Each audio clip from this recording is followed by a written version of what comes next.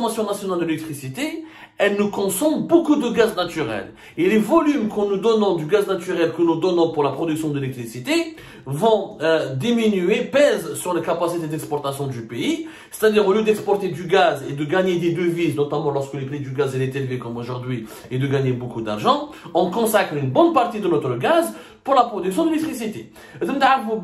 Nous exportons en 2021, nous avons exporté 39,5 milliards de mètres cubes. Grippe 40 milliards de mètres cubes. Sauf que la consommation d'électricité, la production d'électricité par les centrales de gaz, les centrales de production des centrales électriques de Sonalgaz, qui sont gérées par Sonalgaz et ses filiales, ont nécessité une consommation en 2021 de 39 milliards de mètres cubes. C'est-à-dire que nous consommons autant de gaz qui est destiné à l'exportation que pour la production d'électricité. Alors imaginez que si ce gaz était destiné aux exportations, le pays va s'enrichir encore davantage. Donc on se prive de devises, on se prive de recettes en devises à l'exportation pour produire de l'électricité. 39 milliards de mètres cubes, c'est énorme, parce que 99% de notre électricité vient du gaz. Alors si on va utiliser, si on compte toute l'électricité qui sera nécessaire, qu'elle doit être produite pour recharger des véhicules électriques, le gaz, les volumes de gaz naturel dédiés ou qui seront consacrés pour la production d'électricité vont augmenter de manière conséquente et significative.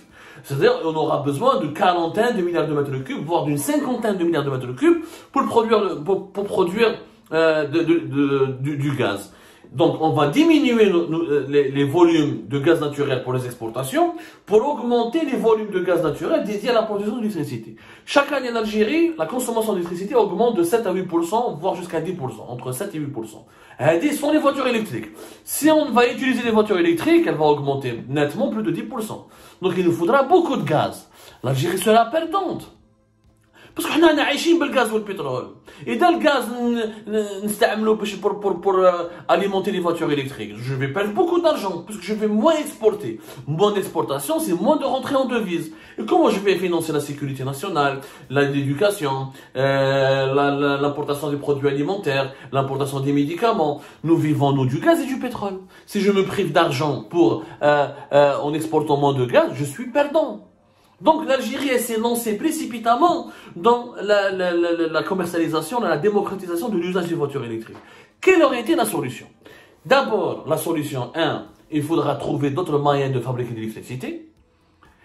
Les énergies renouvelables, tu mets des pales, et si on peut recharger les voitures électriques en produisant l'électricité avec les énergies renouvelables, oui, on sera gagnant. Il faudra développer le solaire, l'éolien, d'autres types d'énergie renouvelables, pour mettre des parcs de recharge et des bornes de recharge électriques alimentées par l'électricité renouvelable. Ça, c'est très important. Il ne faut pas utiliser que notre gaz pour produire l'électricité. C'est très important. Et si on arrive, donc, il faudra attendre que les énergies renouvelables qui ne pèsent que 1% dans la production moins de 1% dans la production de notre électricité, si on arrive à atteindre 10-15% de la production de notre électricité depuis les énergies renouvelables, là on peut utiliser des voitures électriques sans craindre des préjudices financiers et économiques importants pour l'Algérie. De deux, les voitures électriques sont très chères. Personne ne pourra les acheter.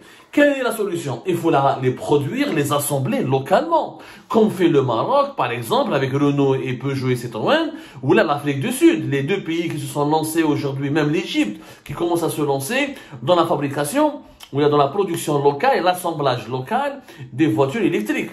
Si les voitures électriques restent à 30 000, 25 000 euros, sauf si l'Algérie, l'État algérien lui-même va acheter des voitures électriques et va les mettre en location pour encourager. D'abord, on peut envisager ce modèle-là, que l'État propose des voitures électriques en location, ou là que le parc automobile de l'État lui-même change et devient des voitures électriques, des voitures de la police, de l'armée, etc. Mais ça reste c'est toute une stratégie industrielle à mettre en place. Il faudra traiter le problème de la production de l'énergie. C'est beaucoup plus compliqué que ce qu'on le pense. C'est pas aussi facile qu'on le croit. Prendre de lumière, voilà, normalement maintenant c'est mieux. Je pense que vous me voyez mieux, même si tout à l'heure la lumière n'était pas catastrophique. Donc, on ne peut pas se lancer, encore une fois, dans des mesures, ou là, dans des plans qui impactent le quotidien de plusieurs millions d'Algériens sans se préparer déjà avec des stratégies et avec un environnement capable de permettre la réussite de ce plan-là. Les voitures électriques, pour les réussir, il faut les produire localement. Si on n'arrive pas à les produire localement, il y a aussi la problématique de la batterie électrique, qui est une technologie nécessaire.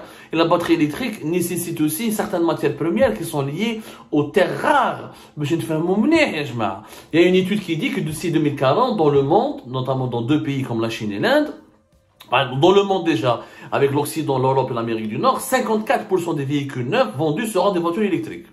Et en Chine et en Inde, ils veulent, d'ici 2040, atteindre 100% des véhicules touristiques seront des véhicules électriques. C'est une tendance mondiale.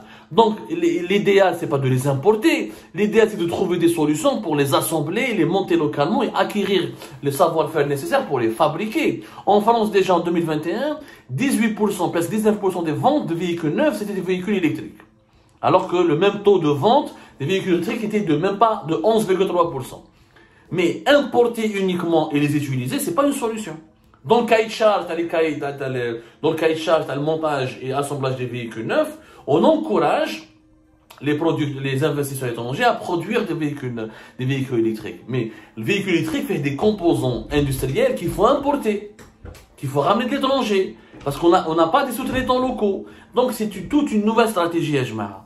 Les voitures, dans l'état actuel de l'Algérie, on ne peut pas importer et utiliser des véhicules électriques. Le pays n'est pas encore prêt pour l'usage de la voiture électrique. On sera hyper perdant et on va dépenser beaucoup d'argent pour rien. Il faudra un autre environnement, une industrie locale et l'utilisation des énergies renouvelables pour la production de l'électricité. Donc, avec un exemple, tu veux importer des véhicules électriques et les encourager. Est-ce qu'on a de quoi les recharger en Algérie? Est-ce que l'Algérie elle est préparée économiquement, industriellement et énergiquement pour accueillir un nombre important de véhicules électriques? Le premier obstacle, c'est aussi le prix. N'oublions pas que le prix d'une voiture électrique importée depuis l'Europe ou même de Chine, il est très très cher. Les voitures électriques en France sont très très chères. Comme un exemple, je te fais un moment. Les voitures électriques, comme quelques prix, ça commence de 18 000 euros et ça peut aller jusqu'à 90 000. Ça peut aller même jusqu'à 100 000 euros pour quelques modèles de Tesla. Je vais vous donner quelques exemples. Je retrouve mes notes. Voilà. D'abord, le premier obstacle, c'est que le dinar, le pouvoir d'achat des Algériens, il est faible. Acheter un véhicule électrique, très peu la majorité écrasante des Algériens ne pourront pas l'acheter. Parce qu'il est vraiment très très cher. J'encourage l'utilisation des voitures électriques. Mais qui peut acheter une voiture électrique depuis l'étranger? Nardou, un exemple simple de quelques prix. Ça va de 22 000 euros pour une Smart Fortwo, une Renault Zoé 23 700 €, une Citroën électrique c'est 26 000 €, une Peugeot électrique 26 000 €, qui est 27 000